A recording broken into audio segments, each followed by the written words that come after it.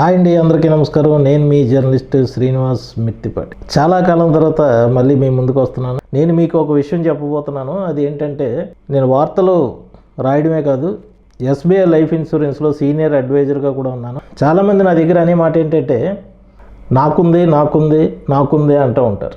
కాలంతో పాటు చాలా మార్పులు వచ్చాయి మిత్రమా. ఆ రోజున ఉన్న కాలమాన పరిస్థితులకు తగ్గట్టుగా మీ ఆలోచన విధానాలు సాగాయి. అది అప్పటికి కరెక్ట్. అంటే ముఖ్యంగా మనుషుల ఆర్థిక స్థితిగతులు మారాయి. భారతదేశం అభివృద్ధి చెందుతుంది. అందుకు తగినట్టుగా మన ఫైనాన్షియల్ ప్లానింగ్ను మార్చుకోవాల్సిన పరిస్థితులు అయితే ఏర్పడ్డాయి. ఆ రోజుల్లో కుటుంబ పెద్ద ఒకరికి ఇన్సూరెన్స్ ఉంటే చాలని అనుకునేవారు. కానీ ఇప్పుడు ఒక్కరికి కాదు, కుటుంబానికి కావాలి. వారి భవిష్యత్తు అవసరాలకు కావాలి. అదే ఇప్పుడు ఎస్బీఐ లైఫ్ ఇన్సూరెన్స్ ముఖ్య ఉద్దేశం.